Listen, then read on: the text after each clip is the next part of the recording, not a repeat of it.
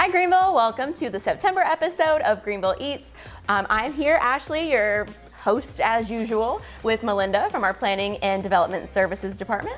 She is an administrative assistant. So Melinda, tell us a little bit first and foremost about what you're doing for the city.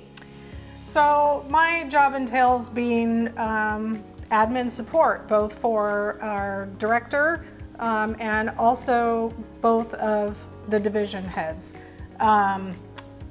Is from ordering projects to scheduling stuff on calendars to making sure things are running smoothly, being support for other admin support staff. The support staff does so much, and so my job basically is to give them the tools to succeed in whatever capacity that is. Great, yeah, awesome. So tell us a little bit about what we're doing today. I know it's September, all the kids are back in school, so we're doing some kid-friendly recipes with a microwave. Absolutely. So I'm the grandmother of 4 amazing granddaughters, mother of 3 boys. So we started thinking about, parents are busy when you first get home from work, or maybe you're not home yet and the kids have a little bit of time, but they want a snack. I didn't always have time to do that, so we started going over microwavable things. So whether it was for breakfast because they wanted something different, or after school. So these are just super safe things that they can do with a microwave, so you're not having to worry about them being on a stovetop or forgetting to turn off a burner, doing things that are safe, but tasty and not just grabbing processed food. Okay, yeah, I love that. So now the first thing we're doing is not something we're doing in the microwave, right? But we are using a microwave. We do have to use the microwave. Okay. We're gonna do an edible cookie dough. This is my 13-year-old granddaughter's favorite. She makes it in the evenings too to take to school to share with her friends. Oh, nice. Yeah, so whatever it takes, they all enjoy it. So the thing you have to do though, if you're doing an edible cookie dough, there's no egg in it, but you do have to microwave the flour to make it safe to eat. Everybody thinks, oh, it's just flour, but the way it's processed, you do have to keep it safe. So we're just gonna microwave it very slowly every 15 seconds. Okay. So you have to pay attention. You can't just put it in for the minute and 15 and walk away, because the flour will burn. And flour's flammable actually. Oh. So you have to make sure that the kids know they have to stand there. And so that's a good thing too, right? I always thought of it as they're watching the time countdown, they're doing it, or you can just do it for some microwaves, you can do it 15 seconds at a time, but I do it the full minute 15 and then just stir every 15. So and then it becomes safe to eat. Yeah, nice. So. Okay, so we're gonna get started here in just a few minutes. We'll be right back. All right, so we are back. We've heat treated our flour, so we're gonna let that sit. Before we jump into the next thing, let's talk about some of our ingredients here. So we've got brown sugar, butter, milk chocolate chips, vanilla, and salt. And so what are we doing next? So next we're gonna cream together the brown sugar and the butter. If you have a hand mixer and have taught your kids how to use it, that's great. It's much easier. You can use a rubber spatula or a fork. You just wanna cream it together pretty quickly. The nice thing about this and what makes it edible is that there's no egg in it, because that's what can make it dangerous. Okay. And then one thing, when I pulled the bowl out, I did use a towel.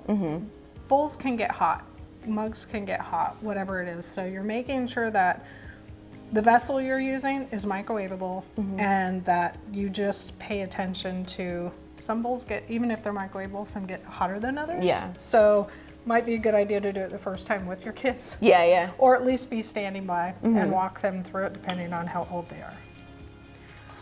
So this is all room temperature.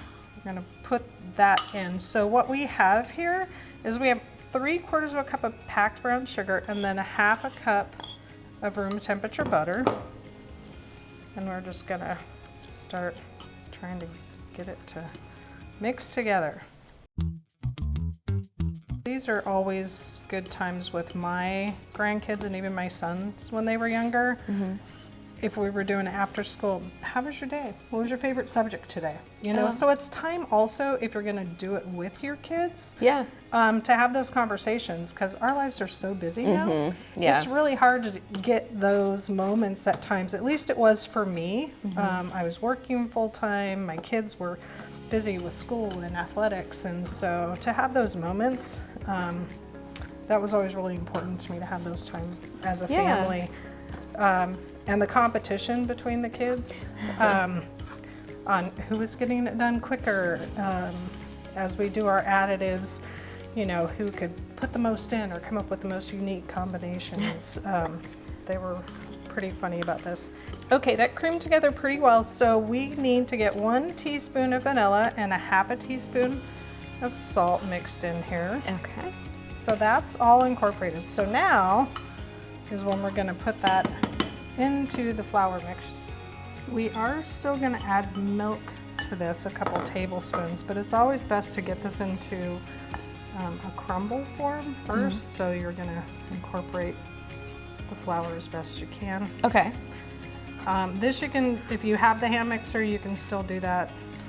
Or you can just stir it up. It's busy work too if they're having to stir it up and not just get to do it all. So we just have milk chocolate chips to mix in today, but what kind of things would you mix in? Like, what do your kids mix in? Or your grandkids? My kids and my grandkids both, M&Ms, mini M&Ms. You know, in the stores nowadays, they have butterscotch chips, they have Heath bar chips. My kids would smash up Oreos. They would smash up, and to do that, if they were going to put a cookie or even graham crackers in, we'd put it in a Ziploc bag, close that up, and then I'd give them a rolling pin, or they're boys. They would just use their fist and punch it if it was like a graham cracker or something. My youngest son, Liam, always liked to put peanut butter chips, and he'd break up pretzels. Because he liked that salty and sweet, and sometimes, you know, the mini M&Ms in there, just whatever they were in the mood for. And if we didn't have it in there, you know, then they just used what we had. But, and sometimes they just ate it without any additives at all. Like, it's still good. So now is really when you can put as much or as little of the additives in, but that's it. It's that simple. Yeah, that looks good. So we'll just put that in. Yeah. Mix it up, and then, like I said, it's better if you can refrigerate it. Did we need to put milk into it? We're gonna do that. Okay. So here's the thing: when it's in crumble form like this is when I think the flour was still a little warm when we put it in. If you taste a little, and you can taste it. If it seems like it's gonna come together still, you can skip the milk, but if it feels like you want a little more, you can put the milk. If you put too much, too quick, then it's never gonna come together. Okay. That's the only thing about it. So milk is kind of like take it or leave it, depending on how it comes together. Exactly. So it looks like it's gonna come together. Okay. Because that was still warm. And it's not still, if it's super crumbly still, but as you can see, this came together really nice. Yeah. So I think in this instance, we could actually skip the milk and just put it in the fridge. Yeah, sounds good. So we can taste test after it's cooled down a little bit. Yeah, absolutely. And we'll be back in just a few minutes with one more recipe. All right, so we're back. We're getting ready to do our second recipe here. This one's more of like a lunch or dinner time recipe, and we're doing microwavable mac and cheese, right? Absolutely. Okay. Absolutely. And sometimes, like I said, my boys played sports, so a lot of times it was after practice, but we still had a couple hours till dinner. So getting those little bit of carbs and all that in them, so that they would leave me alone when I was in the kitchen and not come and sneak behind me what I was actually trying to make for dinner. So because it's just a serving size, it's not like it could be a meal, but if you're gonna make it a meal, at least mine with growing boys, they would have had to double it for sure. One thing before I forget again, make sure that the mug is microwavable. My oldest granddaughter, when she first started making this, because she was only about 7.5, 8 years old, we actually used just paper bowls that you can get, because then the bowl doesn't get as hot, and then I didn't have to worry as much about it when Camille was doing those things, so that we kept her safe. Didn't think about it as a mom, but as a grandmother, I certainly was like, oh, that would be a smarter idea, you know, than to let her get burned. Okay. So you've already portioned out the 1/3 cup of elbow macaroni noodles. You can do any kind you want. The smaller they are, the better though. The smaller the size, just because they'll cook quicker. Okay. And you're not in there 5-8 minutes, because this just takes a couple minutes. Okay. So each of these, we'll do 3 of them here. It's just a 1/2 cup of water. So that's it. You start there. We're gonna take these to the microwave. This is gonna be 2 minutes. Usually after about a minute or so, I stir it. Okay.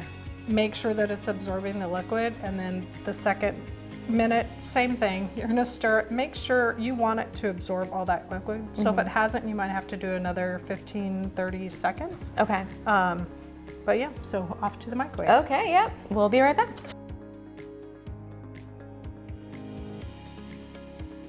All right, so we are back after cooking our noodles and water in the microwave, and they are good to go, it looks like now, right? Yeah, so the important thing is make sure all the water is absorbed. Every microwave is different. Some have more power than others, we're discovering here.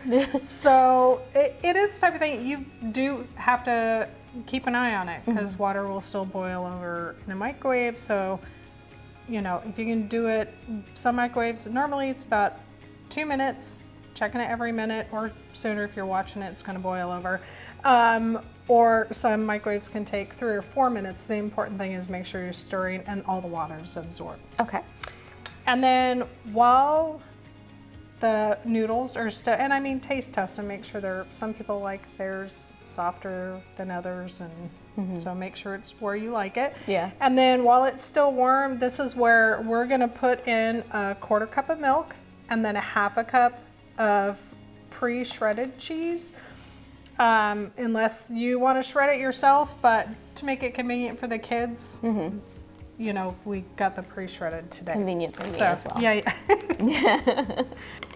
And you don't always have to, you can, you know, it's cheese, you can measure with your heart. You don't always have to. We didn't even tell her to say that. That's amazing. We always say that. Oh, do you? Measure with your heart. Just go back and watch a few episodes. That's funny. We do that quite often. And I'm just gonna measure with my heart here. And then we're gonna do about 1/3 cup of grenadine, also measuring with the heart. And again, I'm a measure with your heart. 2 nice sized dollops in there, right? Okay. For the sour cream. Measuring with the heart again. Yeah, measuring with the heart, exactly. Don't mind the ones falling around it. That's extra. I thought we were measuring with the heart with these. We can, you know what, that's great, I love it. You know, I thought that's the new motto, measure with the heart. Measure with the heart. You know, figure things out with your heart, measure with your heart. There's no like right or wrong. Yeah, exactly. So we are back. We've got our cheese melted into our macaroni. And so next up, we are gonna serve this to our taste testers. And yeah, we'll be right back so that everybody can try it out. We'll hear from some planning and development services employees. All right, so we are here with our taste tester panel. No judging today. So we've got Olivia, staff support with the inspections division, Chris, who is planner 2, and Les Everett, director of planning and development services. Welcome everyone. Are you excited to try? Oh, yes, ma'am. Yeah. All right, so first and foremost, let's go down the line. What do you, Olivia, do with the inspections division? I just communicate with all the contractors and stuff with helping set up inspections as they go with their projects and everything that's going around with Greenville. Okay, all right. She just does that. Yeah. All right, Chris? Primarily, I do the zoning enforcement for the city of Greenville. I also do the annexations and rezonings. Okay. All right, Les, what about you?